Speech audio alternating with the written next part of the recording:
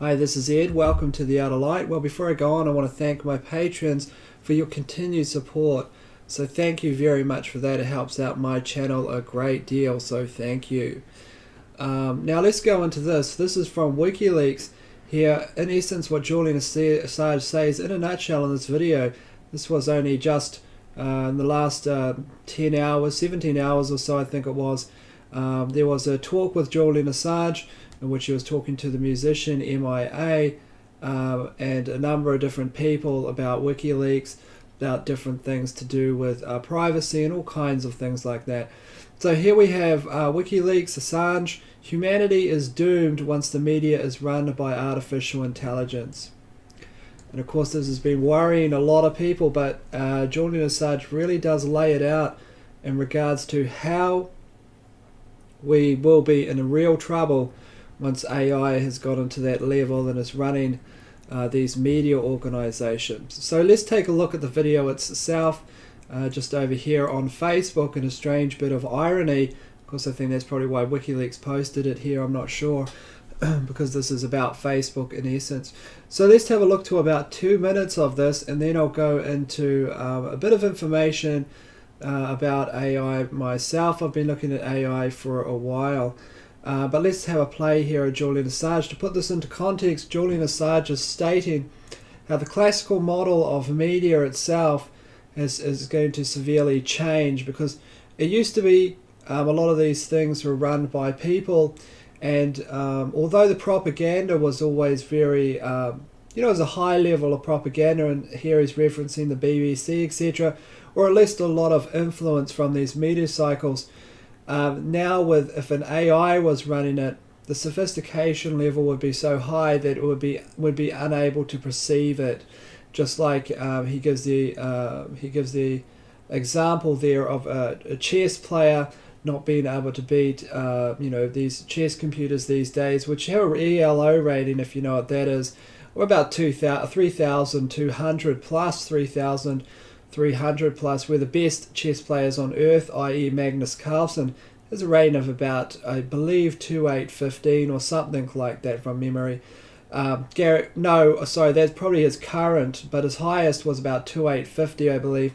Garry Kasparov is, of course, right up there. He had a rating of 2850 as well. Now, you might think there's not a large difference between 2800 and 3200, but how chess works is even a small rating difference, even of 10 points or 20 points at that level, is huge and vast. Okay, so where you're dealing with computers that are 3,200, there's no way a human can beat a computer anymore.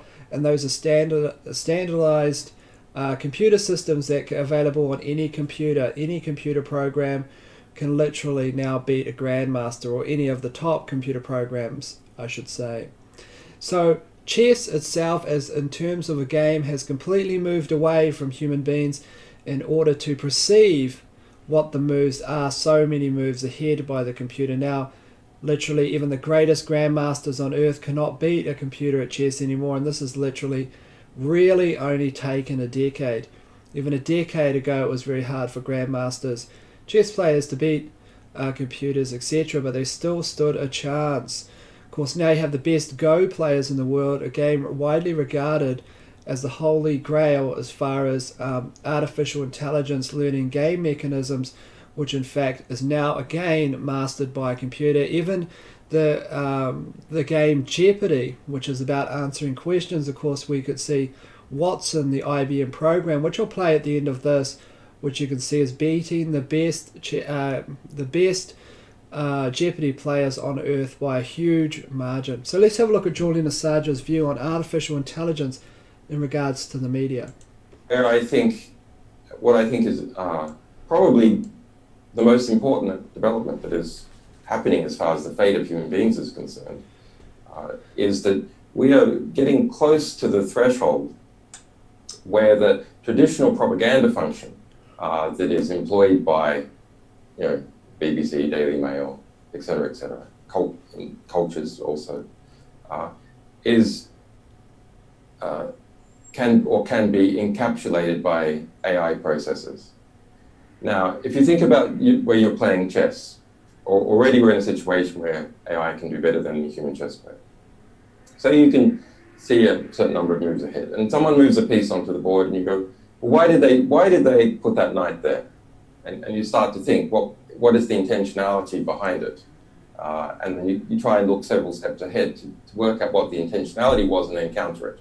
Okay, they want to manipulate me into moving here, so this will happen and so I will lose. Okay, but actually, we take these considerations already when we're, well, some of us, when we're reading stories in the press. What is the intentionality of this story? Why is this particular information being pushed to the public and not some other form of information? Who's the name of the author? What publication is it appearing in? What language, etc.? Well, possibly the reason was because someone wanted to promote a particular agenda. Well, therefore, we should read it in a different light. But when you have artificial intelligence programs harvesting all the search queries that people have on their phones, all the YouTube videos that human beings have uploaded, etc., and it starts to lay out perceptual influence campaigns 20 to 30 moves ahead. This starts to become totally beneath the level of human perception. And once a computer augmented organization, such as Google, is able to engage in influencing human beings 20 to 30 moves ahead, keeping each move beneath the level of human perception, there's nothing we can do about it because we can't see it. So there you have it in a nutshell. Really great analyses by Julian Assange on that. I'll put, of course, a link to this full interview or quick Q&A in the comment section so you can take a look at that. In the meantime, it's just important to point out a number of things, I think. Let's just jump over to Facebook, a Facebook article from Forbes here for a second. So you might say that one of these engines of mass influence is, of course, Facebook. So if a lot of people are wondering how come the people who supported Hillary Clinton couldn't get over the loss of Hillary Clinton, in my perception, it was because of confirmation bias. They're inside of an engine such as Facebook, and remember, in terms of artificial intelligence, this is it's not even in the realm of what true AI would be yet, but true AI can literally exist tomorrow. As soon as it's been invented, it's there, and you can't put the genie back in the bottle, as a number of high-profile individuals, I think that was Elon Musk that might have said that, or maybe it was someone different. Of course, Elon Musk, Hawkins, etc., have all come out and warned against AI. In fact, a number of them actually spoke before the UN, although that wasn't Elon Musk at the time. So let's have a look at this information here. So you can see the philosophy of even low-end, just algorithm-based information selection. You can see that not only did Facebook has a mass interest in learning how to manipulate people's emotions, they rolled out these experiments without their users' knowledge. Facebook manipulated 689,000 user emotions for science, it quotes. Of course, Joseph Mengele, the famous Nazi doctor, done things for science. It doesn't mean that it's right. In this case, this is completely unethical, even within the scientific realm. But here shows you the philosophy of Facebook. Always about learning how to manipulate people. I'm telling you that because this goes in line with artificial intelligence. When it rolls out, the effect that'll have will be in line with, at least in the beginning, probably these philosophical systems, unless the AI becomes completely sentient and does whatever it likes for itself. But the idea is here you have these not that complicated AI, really, not true AI, of course, not thinking or sentient AI. You don't have that yet, but you have these low algorithms, and this caused how much havoc, I believe, in my estimation, for the people that were hurt by Hillary Clinton's loss. Now, they were extremely emotional. They couldn't believe it happened, because everything that happens on Facebook and their social media accounts is confirmation bias by the fact that it's reiterated in the news feed by things that Facebook knows they'll like. What do they like? Well, they like pro-Hillary Clinton articles non-stop 24 hours a day, and negative maybe Donald Trump articles or whatever, those kinds of things.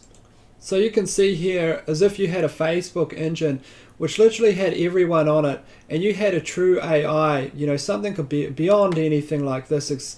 These kinds of things with just manipulating news feeds, these are just algorithm based, etc. But if you had a true AI that was selectively trying to manipulate a set outcome, achieve a victory for Hillary Clinton, then it would do it in ways that are so sophisticated we wouldn't even be able to see it. It might even put negative news feed in there about Hillary Clinton in some aspects, or do really strange stuff that we're completely unaware of as human beings, but it knows in a calculated result that will have a better outcome. It's a strange case of if you had an AI and you were interviewing them to figure out if they had done the murder, so to speak, if it was a story or something, and then asking the AI questions, and you're a detective going away on the clues they give you, and then you, in the end of the movie, become the murderer, and the AI had you actually commit the murder for them by manipulating you into an entire story framework so complicated no one could see it. So there is the underlying problem. Let's just go to the Watson clip of IBM playing Watson, and we can see there the state of things. I think it's a very telling clip. So let's just jump over to that. So of course this was reported widely, and this is from years ago this was posted. The computers are much more sophisticated than this. I believe that the technology used here for Watson has actually been rolled out in these Amazon devices where you ask them questions and then they'll go out and figure it out and then give you back your answer, etc. Very prepared, very high level technology here. Let's have a look into IBM's Watson here, answering Jeopardy questions that actually won Jeopardy in this format. Who is Bram Stoker and the wager? Hello, 17,973, 41,413, and a two-day total of 77,147. And that means, ladies and gentlemen, the World Vision and the World Community Grid, two very worthwhile.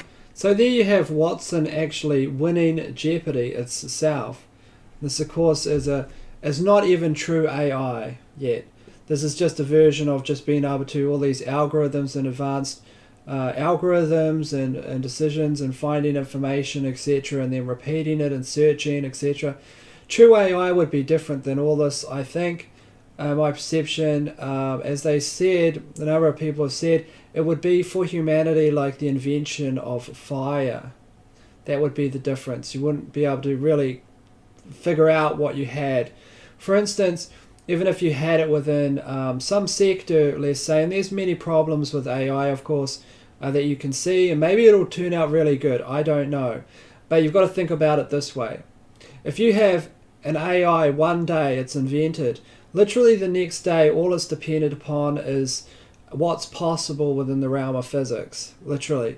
If it's intelligence at that time, it comes up tomorrow as smart as a bee, let's say, or maybe it's as smart as a little puppy dog.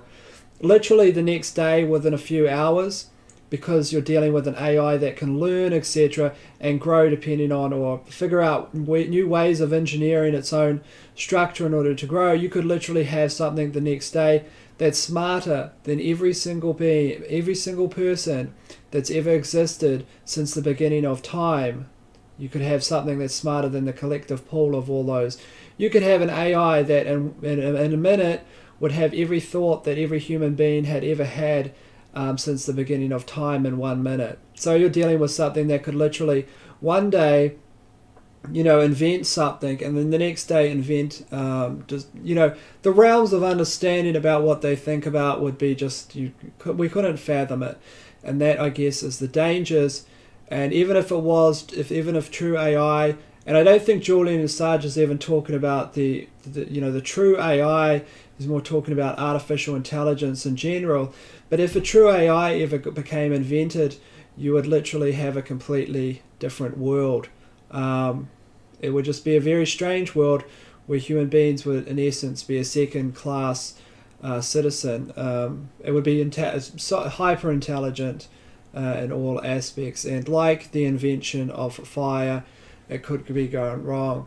Now, people say that you could install sort of like Asimov's rules, for example, where you could install these rules that the robot or the AI would have to follow. Well, that's true. You probably could do something like that, say never hurt a human, etc. But you've got to remember, when the technology is out there, then you can design that, and I'll go design another AI somewhere, let's say in my house or something, because that's all you'd really need would be a computer or a very fast computer or whatever you need. You could design this AI that has none of those functionalities or none of those rule sets in it, and then you gain a competitive advantage in that aspect of just because they've shown that analyzing the behavior of psychopaths mean in a corporate environment, psychopaths have an advantage because they're absent the rule set of human empathy and emotion. So in a tactical strategy, for example, it's more beneficial to eventually develop AIs that are psychopathic because they're more advantageous to that system. In the meantime, though, I've talked long enough. I'll put a link, of course, to Julian Assange's video in the comments section. Excellent analyses by Julian Assange into the subtle way that even these artificial intelligence could do things where we wouldn't even be able to perceive them, and then really kind of manipulate humanity to any kind of end. In the meantime, though, go and decide for yourselves. Do your own research, look into it, and come to your own conclusions.